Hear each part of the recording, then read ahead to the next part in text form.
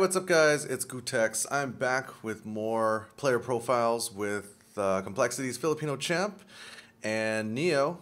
Today, we're going to be talking about a very controversial top player who's won many games and pissed off a lot of people in the process. AGE.ChrisG. Oh. So this is going to be a good one. I mean, not too long ago, just recently at Canada Cup, after quite a long, series of defeats at ChrisG's hands, you actually managed to beat him coming out of losers. It was very impressive because Let me see. I beat him at Evo 2012. Then he beat you at season's beatings. He beat me at season beatings at first 15. Then he beat me at Apex. Then he beat me at final round. Probably, dude. Odds are he did. I know he did. Shut up.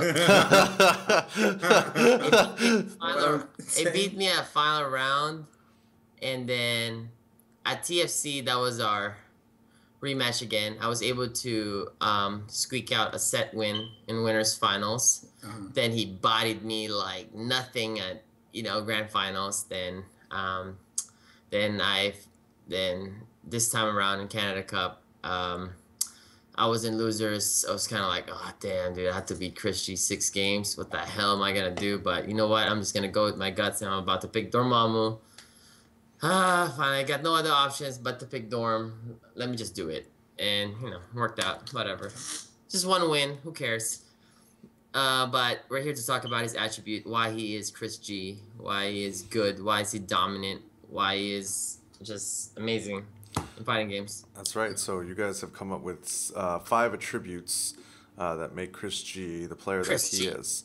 Yes. And the first one is game awareness. What is that game awareness? Yes. Oh, dude, like this guy, Chris. So me and Chris have been playing for a while now. He actually played a lot of casuals also, here and there in some majors. But ChrisG is, the thing with Chris that I've noticed is that you cannot just trick him, Like, this guy is very aware of all the assists that you're trying to call. If you're in the super jump height, you took some missiles, and he knows that you're available to call an assist.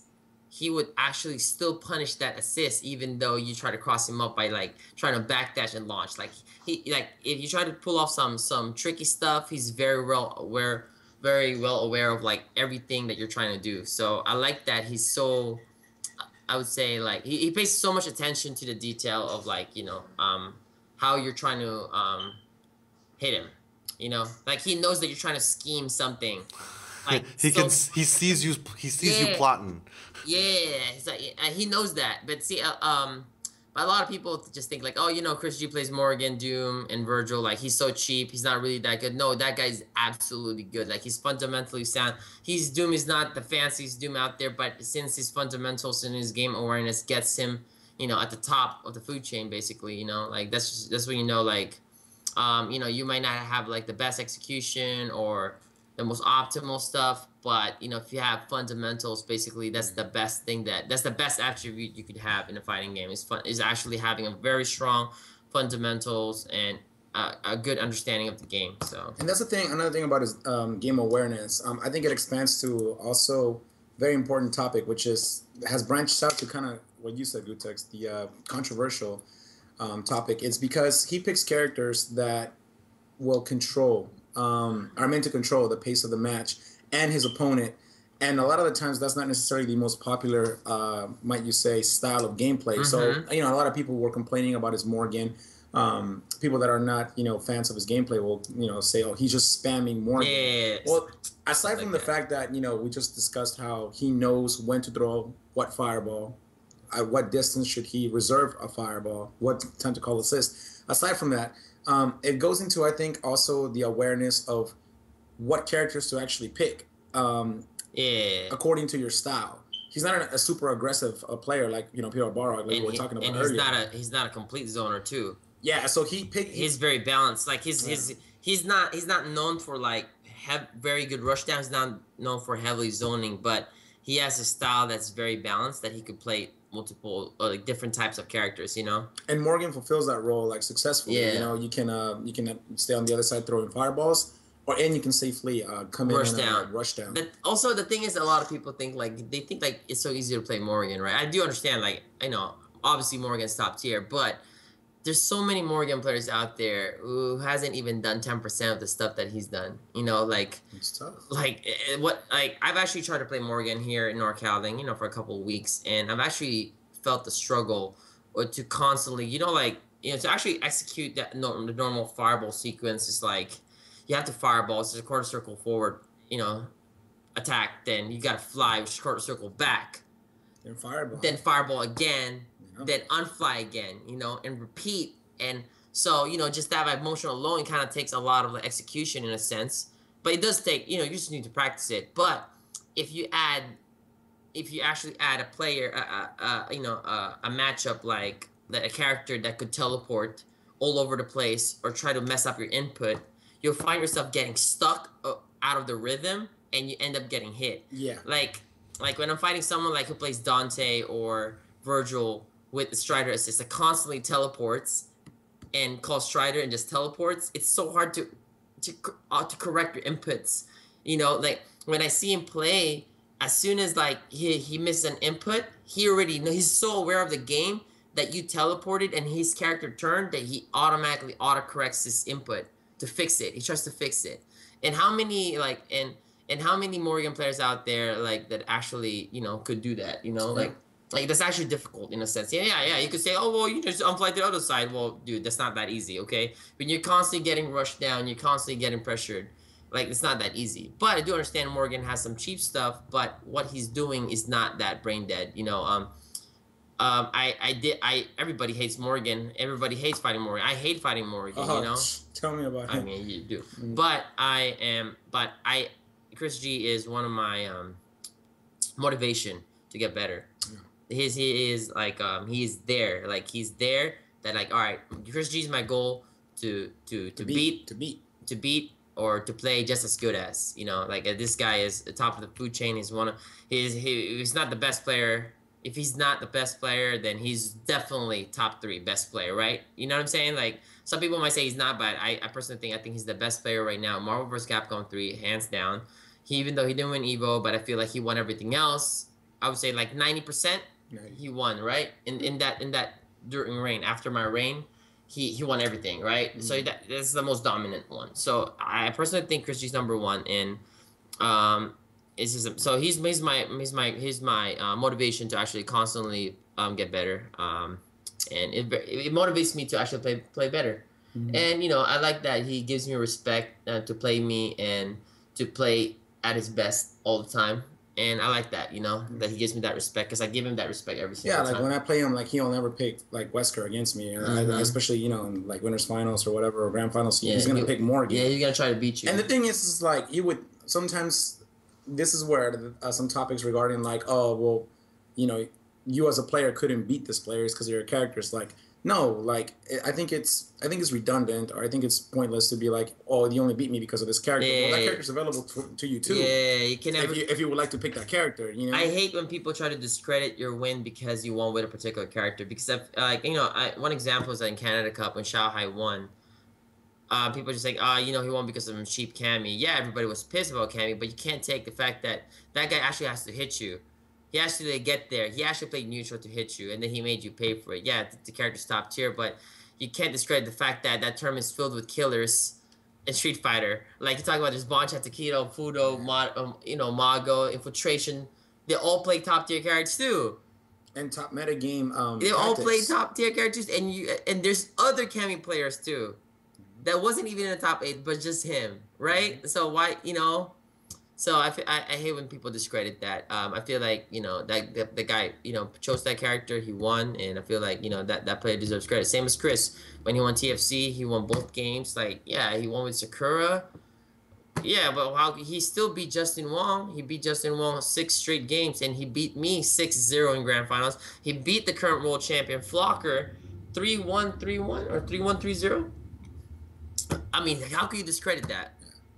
And I think in covering game awareness, we also covered patience, because he's not just recklessly throwing fireballs. Yeah. If we're talking about Morgan, he's he's planning them along according to your movement, according to Yeah, what he's position. reacting accordingly to what you're doing. You know, that's I know that meta because a zoner doesn't have a pattern. A zoner's action is determined on what your opponent's doing. Countering. Yeah. So, but the way ChrisG plays is that he finds an opportunity. He's not gonna force his will like that. You know what I'm saying? He's not gonna impose his will like just like that. You know, because he couldn't get in. He's gonna wait for that opportunity. He's gonna be patient.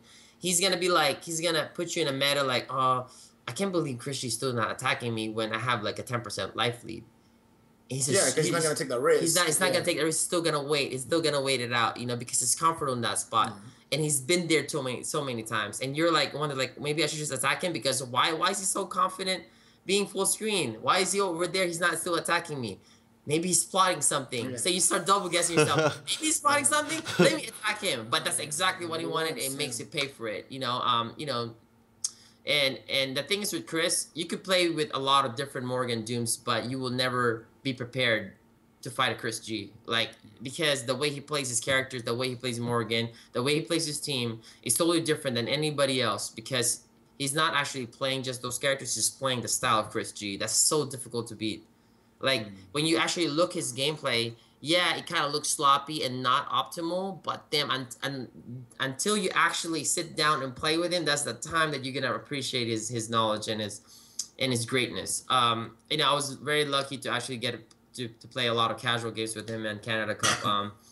And we were playing a lot of sets, and you know, our sets went even, but I was surprised that, you know, because I always think like, you know, if I play long sets with somebody, you know, I feel like I should always have a winning record, but ChrisG and me were like going dead even, and I was just, and the stuff that he was doing is just amazes me. Like, usually I put someone in a very bad situation that you're just absolutely dead. You know, you cannot get out of this, you know, because it's almost humanly impossible to block 3 50-50s in a row. Like, you're not supposed to block that. Like, what it's like, you know, it's just too hard. But this guy blocked it consistently.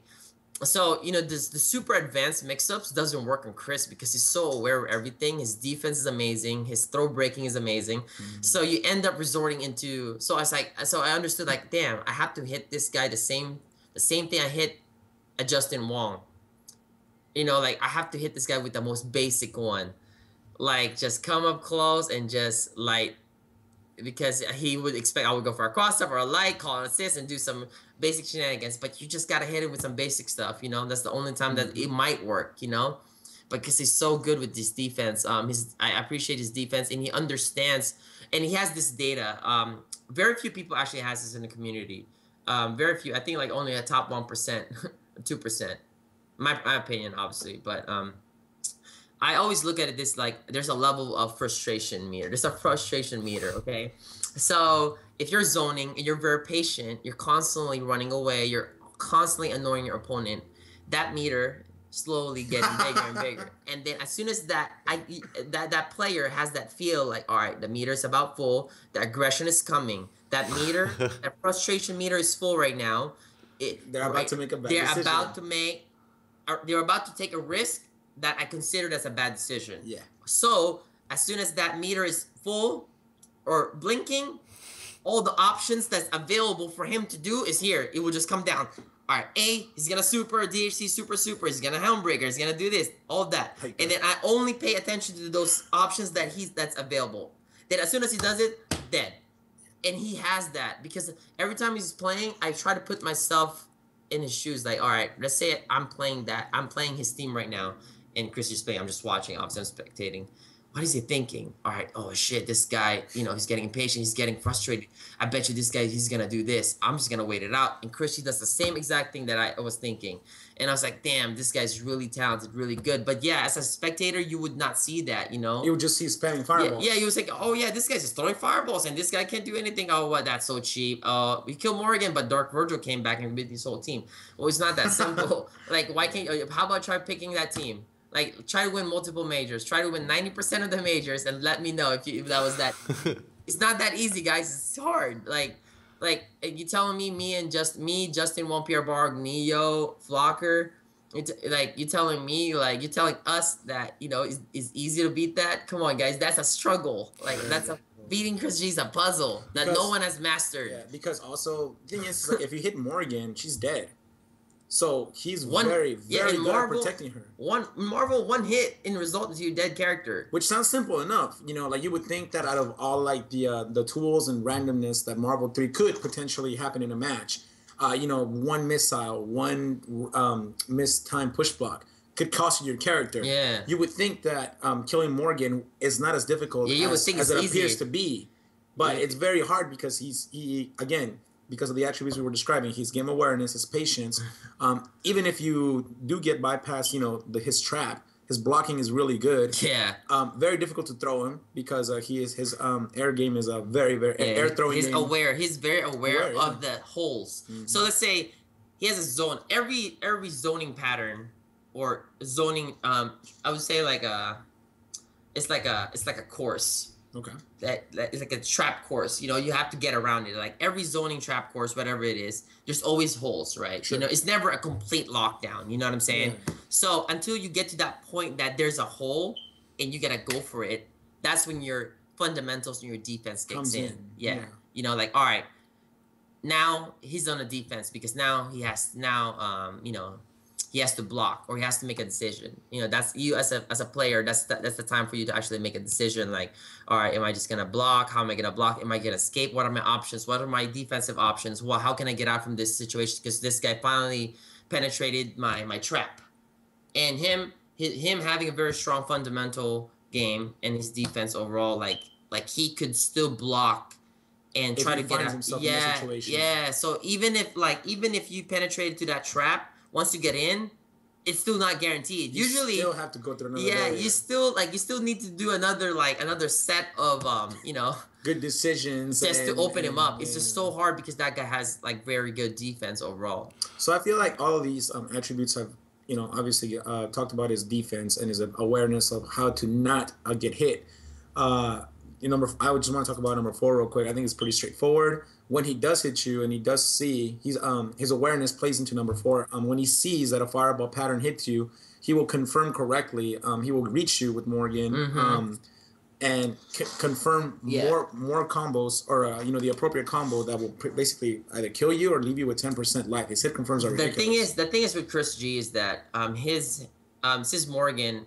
I consider Morgan like she would just stall a lot and try to zone you full screen. Obviously, that's the type of character. That's the design of the character. But I find her weak. Not weak as a character. I find her weak as far as like steamrolling the whole team. Like you see like Wolverines and Hulks, Novas and Magnetos, Virgils could instantly steamroll the team. So you end up not having to use your other 2 or 3 characters, right? Sure. What happens with Morgan is that let's say she has 10% life left. She won't be able to steamroll and she won't be able to OCV the whole team with 10% left. Not the same as Magneto or Zero or Wolverine or a Hulk, right? If you even have 10%, all you need to do is kill your point character. The two characters might not even get a chance to play because I would just mix you up with Morgan. It's not like that. She still has to stick with the game plan. And and I start understanding how hard it is actually to actually beat a whole team with Morgan. When I started using her, casually, and started seeing Shady K play her casually, it's not that easy. And I actually start giving more and more credit and start respecting Chris G's gameplay. And as soon as I start respecting his gameplay and his intelligence, that's the time that I actually start evolving and learning way better strategies to deal with that type of play style, And last but not least, this is one of my personal favorites because it goes into the meta game of almost what some people call the magical. Hold on, let's do a recap. Okay. So number 1 is his game awareness. Sure. Number 2 is his patience. Yeah. This is amazing patience. Okay, blocking and throw breaking. Yes. Then number 4 is his hit confirms, converting off of any loose hits like fireball missiles, converting into combo, potential TAC. To get resources, okay? Then this is number 5 attribute is what we call the Chris jitters.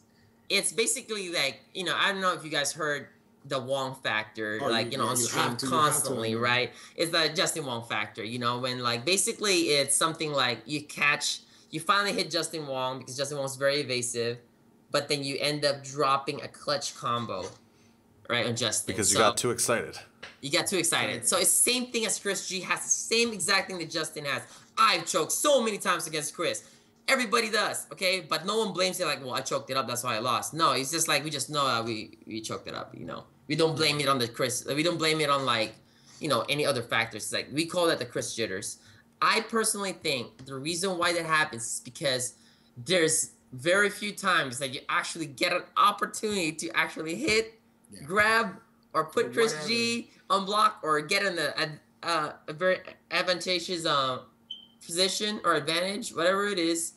You're just not used to hitting him. So once you finally get there, oh my God, I'm this close of actually getting a game of Chris. Am I really gonna beat him? Oh damn, the score is 2-2. I hit his Morgan. Yeah. This might be it. And then you drop your combo.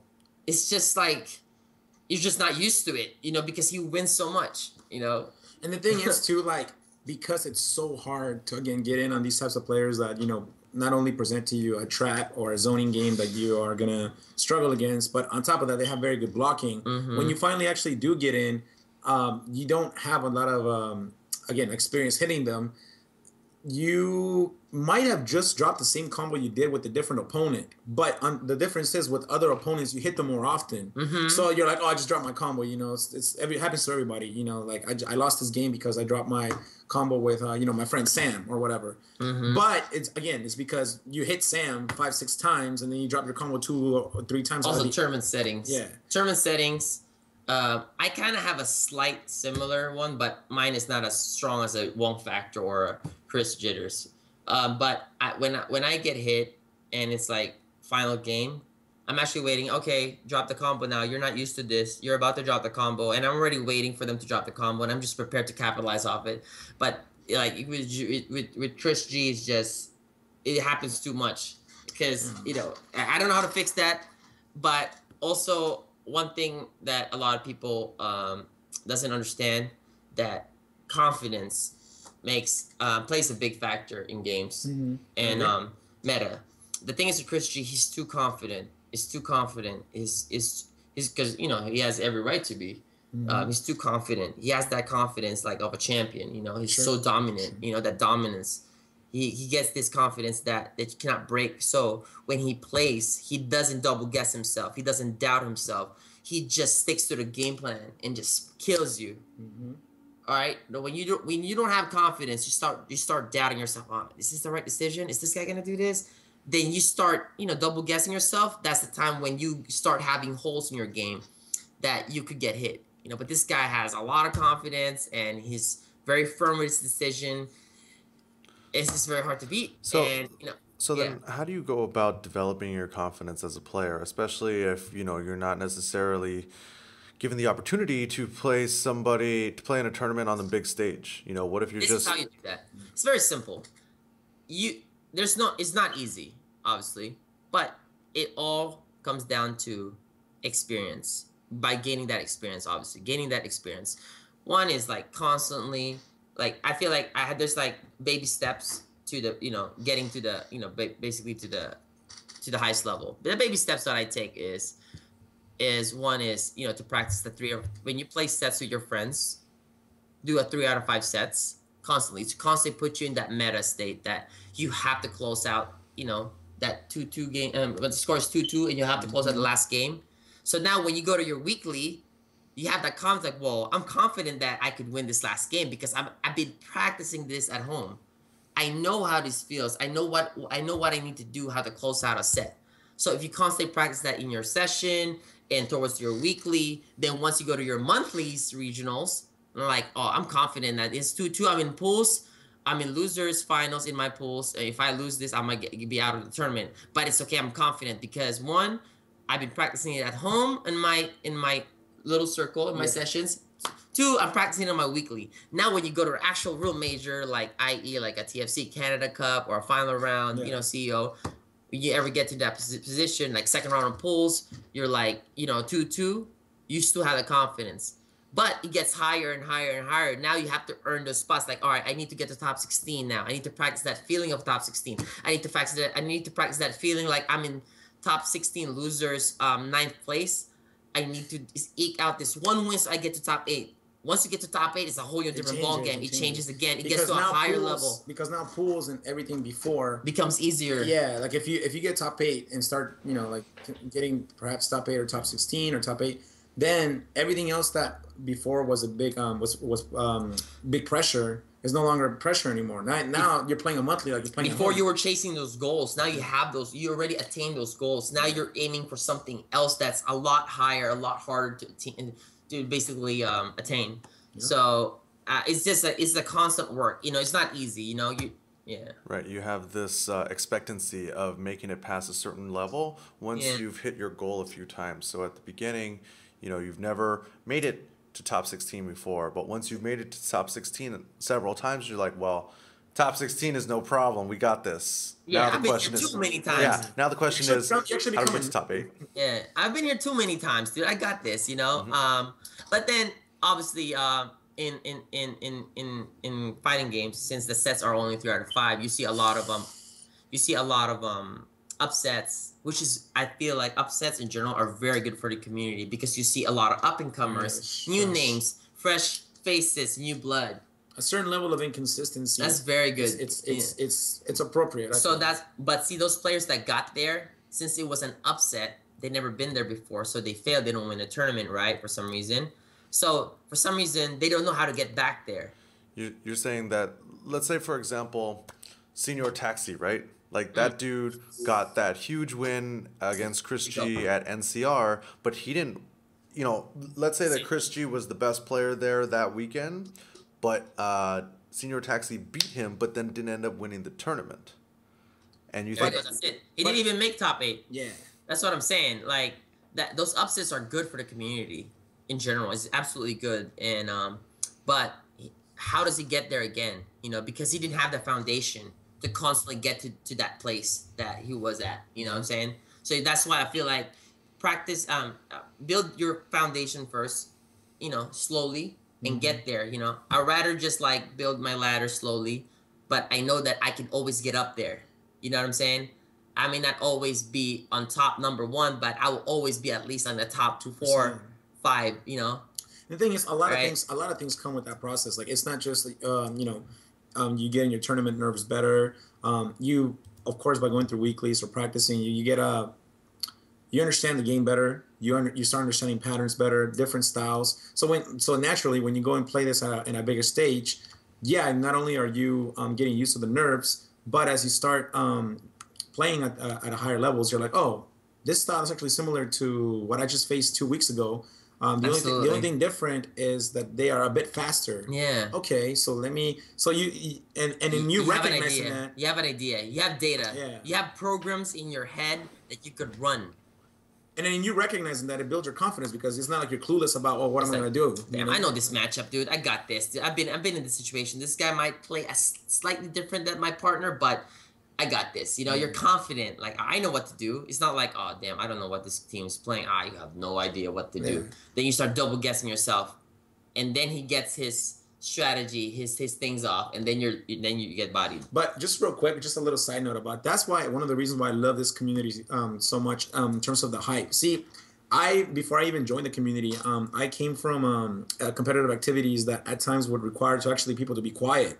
I played tennis at a high level in high school and college, and you cannot be doing that during points of the match. You can't just be yelling or doing whatever it is that you want to do in terms of hype. You have to wait till the point's over and you're allowed to clap. By the way, you can't even yell either, things or anything. You have to clap and then respectfully let the players regroup. In this community, the thing is like it's so crazy that if you're a spectator, you at any point, if you find something you like, or if you found a strategy or something about a player that you particularly like, you're gonna yell, or you're not restricted to per se, oh, you can't do it, be quiet, like they're playing. And that's part of the meta game that these players, the top players, have to get used to. At Canada Cup, just real quick, anytime Bonchan got hit with a Kami, with a Kami dive kick or something, the crowd would gasp or go nuts. Mm-hmm. And a lot of players, when they recognize the crowd's reaction, they jitter, or they're like, oh my God, they're right, I just got hit, oh my God. like he just stayed composed. Like he didn't, like his eyes just stayed consistent, and he didn't even jitter. So that to me speaks that from when he started all the way to Canada Cup 2013, you know, and all the things that he's gone through. At one point, he made that distinction in his head. It's like, okay, this is gonna happen. People are gonna yell. You know, people are gonna get hyped, whether I hit them or they hit me. It's all about building that foundation, and you can see Chris. I've seen Chris G's evolution as a player. Not like at the absolute lowest, but I've seen it like from being like a high tier to like the absolute top, right? Tier, yeah. I've seen it like throughout the years. Like I've seen it on AE. I remember like AE. I remember 2011 Evo when he played Noah, right? And he lost to Clockwork, I think. He lost to Clockwork, I believe so. And he's a very like he displays like how he feels when he's that's why he's so controversial. He's very emotional. Yeah. So when he used to lose more often back then, like he would bury his hands. Like actually, when he beat Dominion in a Street Fighter competition just recently, like I think a month ago, 2 months ago, and he was struggling so hard to beat Dominion. You could tell in between each game he would like bury his face in his hands. He wants to win, dude. He wants to win. You know? And he's still young. And when I've seen his evolution in Street Fighter, I remember I used to just take money from him at 2011 in Marvel and Street Fighter, and he still never stopped entering Street Fighter tournaments. Okay, so from 2011 all the way to 2013, you could see how like he was just before he was like top 100 in Street Fighter, now becoming like top 10 in the United States. Yeah. Easy, top 6 maybe, right? Sure. What do you attribute that evolution? What do you attribute that evolution to? Is it just him grinding? Do you think he had some sort of breakthrough, a change in mentality? I feel like that mentality of constantly not giving up. I feel like that he invested to something that he loved. Like he didn't hesitate to take risks. Like, all right, you know what? I'm gonna invest on this fighting game stuff. I would actually invest on traveling because back then he didn't have a sponsor. He said, you know what? I won't pay for my own ticket. I would travel because I actually want to be good. I want to be. I know I have something in me, but I need to show it to the world yet. I'm the only one who knows, but I know I'm gonna be good. I just need experience. So he traveled. He showed the world. He went to every single weekly in New York, dude. You see him every week, right? You see him travel to almost every major all over the world, like for the last 2 years. And before he didn't have any sponsors, you know. And now, luckily, now he's sponsored by AGE. Shout outs to those guys, you know, who takes care of ChrisG.